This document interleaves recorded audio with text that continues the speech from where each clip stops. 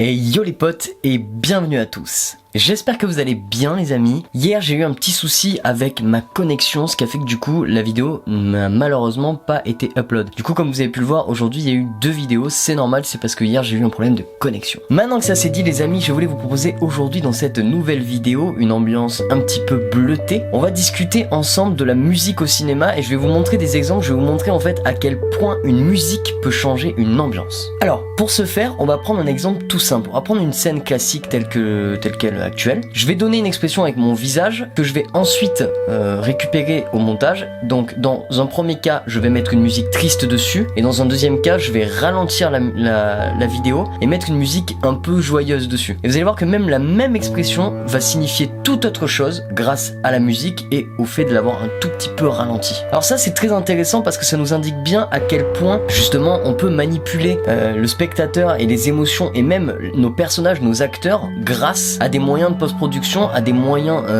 d'art musicaux tout simplement, donc à la musique en général. Et c'est pour ça que je voulais parler de ça aujourd'hui avec vous, c'est parce que je pense qu'il faut utiliser un maximum la musique. La musique est vraiment quelque chose de très important et je vais en venir aussi au fait que justement vous pouvez, même si vous n'avez pas de compositeur, en trouver un. Je vais aujourd'hui vous parler de plusieurs compositeurs mais rapidement, mais je vais surtout d'abord vous montrer le test tout de suite. Donc c'est parti, on passe au test, on y va.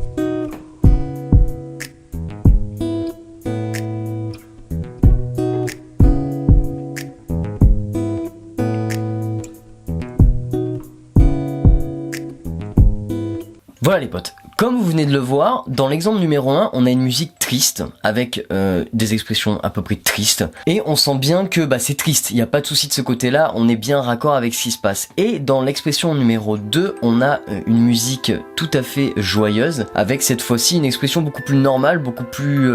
En fait c'est le même rush, c'est la même expression, mais on a l'impression que l'expression n'est pas la même. Pourquoi ? Parce que numéro 1, on a un petit peu ralenti la vidéo, ce qui fait que du coup quand on ralentit un tout petit peu, ça donne tout de suite un côté un peu rêveur, un peu luminaire, on va dire, je sais pas comment expliquer ça, un peu rêveur. Et le fait est que également le fait d'avoir ajouté une musique qui collait un petit peu, avec cette ambiance là, et tout de suite on a plus du tout l'impression que c'était un truc badant, on a vraiment l'impression que c'était quelque chose de un peu summer, un peu cool, tu vois. Et ça nous donne bien l'exemple des films justement. C'est là où on peut s'intéresser à la musique. C'est que en fait, il suffit que vous changez radicalement de musique à la manière d'un étalonnage. Il suffit que vous changez radicalement d'étalonnage pour que ça ne devienne plus du tout la même ambiance. C'est pour ça que la musique et l'étalonnage, c'est un art en fait qui se rapproche énormément. C'est deux arts qui se rapprochent à fond parce qu'ils sont très proches dans leur manière de faire. En fait, ils sont très prévisibles. C'est-à-dire que une musique triste donnera une ambiance triste, généralement. Après, il y a des cas, bien sûr, de figures différents. Et une ambiance triste donnera généralement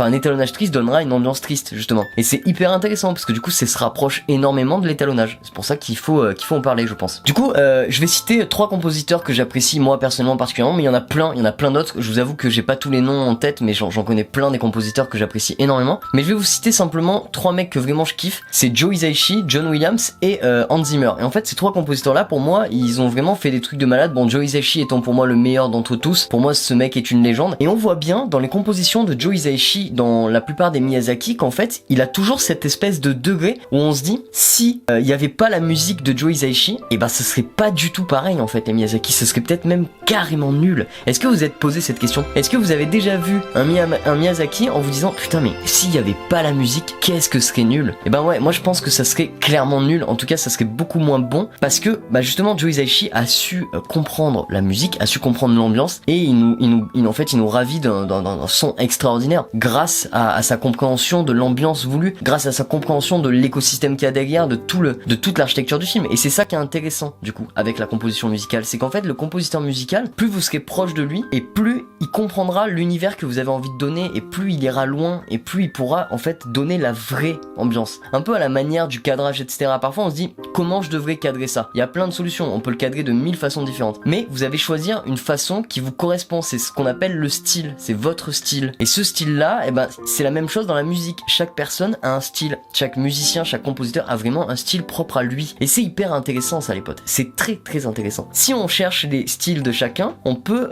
en tout cas trouver des merveilles, des pépites. Alors si vous avez un ami à vous qui est compositeur, n'hésitez pas à lui laisser un maximum de liberté pour qu'il trouve son style à lui, ce qui lui revient, ce qu'il a envie de vous dire lui. Par exemple, je vais vous citer le cas de Alex et moi. Quand on écrit des scénarios, déjà de base on écrit ensemble. Et du coup, le fait qu'il ne réalise pas mais qu'il écrive avec moi l'histoire, il sait ce que je veux dans ma tête parce qu'il sait tout en fait. Il comprend tout. Il a pas besoin que je lui explique, il sait déjà ce que je veux. Et du coup, le truc c'est que quand il arrive à la musique et qu'il compose la musique, je peux vous donner des exemples. D'ailleurs, la musique qui est en fond, là c'est des musiques d'Alex, comme ça vous avez un peu des exemples, mais des musiques qu'on a fait pour nos films. Mais du coup, ce qui est ouf, c'est que si je lui explique pas, il comprend quand même. Et donc, de fait, il va tout de suite composer quelque chose qui est totalement en rapport avec ce que je fais. Et ça, c'est génial. Alors voilà les potes, cette vidéo c'était juste pour vous parler un petit peu de la musique. C'était pour vous dire un petit peu à quel point c'était important. C'était pas une solution pour vous montrer la musique au cinéma, dans l'historique, etc. Ça on le fera peut-être plus tard.